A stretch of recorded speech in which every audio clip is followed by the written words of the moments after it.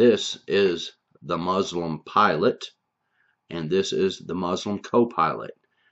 And this is the Arab Spring area, and this is where the press could be put under control enough to keep it hidden, where you would take a plane. You could not take a plane and hide it in the United States and fly it in because it would leak out. But there are some areas where you could take a plane, and it shows here that journalists are killed in Egypt and Tanzania and in Libya. They could suppress the information. So, how could you steal a plane, fly it to a location, and keep it secret? If that is what happened, this is not an anti-Muslim video. I have been doing some studying to make a video on the Arab Spring, and there are many Muslims who want the government to be united. They want a free government, and they say out of their own mouths that the extremists are messing it up and keeping them from being united. So I want to look at some of these clips and just look at a scenario on if this plane was stolen by extremists, how they could do it, where they could take it, and how they could keep it hidden from the world. So let's look at these clips from the news, and then we will come back and discuss this whole issue. The growing belief that the missing jetliner might have been deliberately flown off course by someone with aviation experience has turned attention back to the pilots of 370. Malaysian authorities said today they are re-examining the psychological background of both pilots. Zaharia Ahmed Shah, 53, has flown more than 18,000 flight hours. He's flown with Malaysian Airlines since 1981. Co-pilot Farik Abdul Hamid is 27 years old and only recently started flying the Boeing 777. Online, many defended their reputations. We spoke with Saeed, a former flight attendant with Malaysia Airlines. Did you know anyone who was on the plane? Yeah, all the chief stewards, the captains and the co-pilots. Even though they're my juniors, I know them quite well. They're quite good in doing their work. Even though U.S. investigators are fairly certain the missing plane turned back and headed west, Malaysian authorities said today it was too early to tell, and they continue to analyze the satellite communications. Earlier today, Malaysia's Prime Minister attended Friday prayers at a mosque, but he refused to answer our questions. Was the plane hijacked, sir? Many Malaysians are starting to believe the worst. At the Kuala Lumpur airport where Flight 370 took off from, people left messages of condolences. One read, "Please catch the hijacker."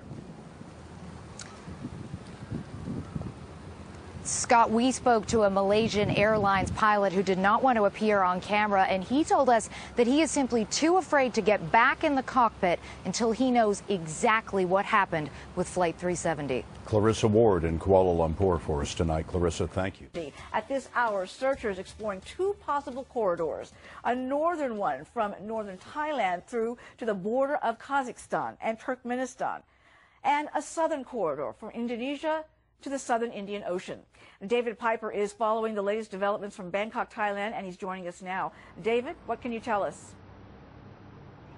Hi, Umi. Yes, Malaysian police have been searching the home of the pilot over the last few hours. No word yet if they found anything that helps the investigation. And earlier there was a dramatic news conference from Malaysia's Prime Minister in which he revealed investigators believe the missing plane was deliberately diverted. He says somebody in the cockpit switched off the main tracking devices. We can say with a high degree of certainty that the aircraft communications addressing and reporting system, or ACAS, was disabled just before the aircraft reached the east coast of Peninsular Malaysia. He added shortly afterwards the aircraft's transponder was switched off. He also confirmed the plane was tracked to the west and that satellite data now indicates it could have flown for up to 7 hours after they lost contact with it. Now, despite somebody turning off the plane's tracking system, satellite communications with the plane continued in the form of pings which showed it was still flying. Those satellite communications suggest the aircraft could have gone along a northern or southern corridor. To the north, the plane could have flown as far as Kazakhstan or numerous other countries, and to the south deep into the Indian Ocean and Indonesia. The search for the aircraft has now been stopped in the South China Sea, and instead resources are being moved to the Indian Ocean. The Malaysian authorities are also asking for radar data from any countries the plane could have reached. The investigation is now focusing more on the passengers and crew on board, and also the ground staff for the plane. And of course, if the plane has been hijacked, it does raise the possibility, Uma, that the passengers and crew could be still alive. I don't believe that this airplane crashed. I do believe it was hijacked. I do believe it landed someplace, and I would start first looking in Pakistan, runways large enough, over 7,500 feet, and that have a large hangar. And I'd look in eastern Iran. I could envision that terrorists could use it, fill it up with explosives, attack a U.S. aircraft carrier, put a nuclear weapon, a prototype on it, hit Israel, the United States. I do believe that there are terrorist connections involved with it. What do you make of that? So days were wasted looking in what we now believe is the wrong area, mostly because of the incompetence of the Malaysian government. And it really wasn't until the United States got involved and started coming forward with these data collected from engine transmissions that we realized it was wrong. Why was there a lag period where the U.S. government was not really involved in this investigation? I think the United States has been involved from the beginning. I think one of the aspects that really hasn't been brought up that we need to look at is the United States has a lot of capability, especially within the intelligence community. We may have had a heads up on where this aircraft was, where it was flying, some of the issues, in addition to the engine data that was being transmitted. But we can't exactly give that capability up. We may not want people to know that we have the ability to track things like airliners and aircraft and where they're going and where we can look around the world with our satellites. But nonetheless, having had that information, excuse me, we can slowly begin to figure out how to get that information out so that we can aid the search to find this aircraft. First off, this is both of the pilots, the pilot and the co-pilot. The facts are that both of these men are Muslim. How could they do this and it not leak out to other people? How could they get away with this and it not be known? Okay, we're going to look at something. Also, the other leader guy who's in charge of giving us this information, he is going in to pray at mosque right here. He's a Muslim. Now, this prime minister was not too forthcoming with information, and everybody was wondering why. They were saying, why are they withholding information from us when we could really be helping them? Are they allowed to lie and it be okay? We're going to look at something right here. I want to look at if these two pilots are extremist Muslims. Maybe they are, maybe they aren't, but let's consider that they may be. Now, I've heard people say, well, they were good Muslims, and say different things that were in defense of the people, and that's great, maybe that's true.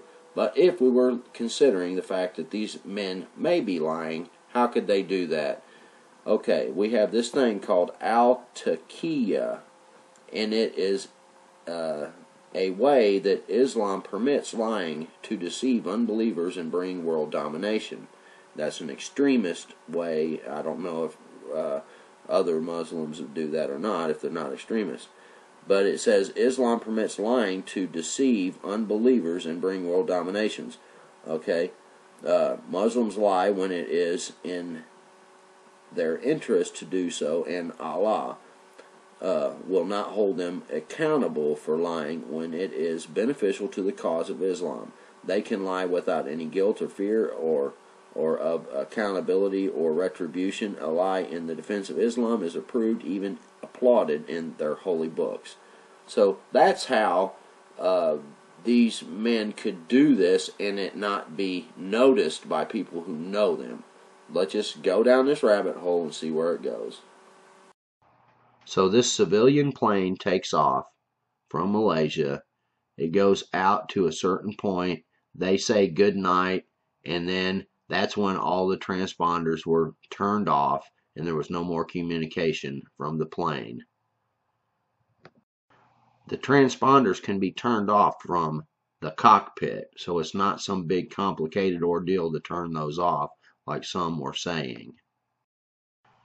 Now after this plane turned around, the military and the engines were sending signals to Rolls-Royce, and they were being able to put together some type of path. And some think that they turned on the automatic pilot, and they went by these waypoints where you can see here the yellow dots are particular waypoints that are known travel routes for planes. And also, this plane was supposedly going up to way high altitudes above where it was approved to go, like 45,000 feet, and it was only approved for like 38,000, something around in there. So some people speculate whether or not they went way up high to starve the passengers of oxygen to keep them out of the picture, and then they changed course and they eventually were heading up toward the Arab area where they might find an airport that they could land and be able to keep this thing covered up. So that is a way that two people could take an airplane and turn off the transponders, set a course, and figure out how they were going to get there, maybe with the different levels in which they were flying, trying to avoid radar or trying to take out the passengers and start them with oxygen. I don't know. That's all speculation. But it seems that the plane did go up towards Turkmenistan, or they also think it may be into the other Arab regions, anywhere that they could find an airport and get away with doing this, because most places that they try to go, they're not going to be able to get in and land a plane and the press not cover it. So that's the theory that is being put out there. That's my theory. Whatever you think, I'd like to hear your comments. Subscribe, and see you on the next video.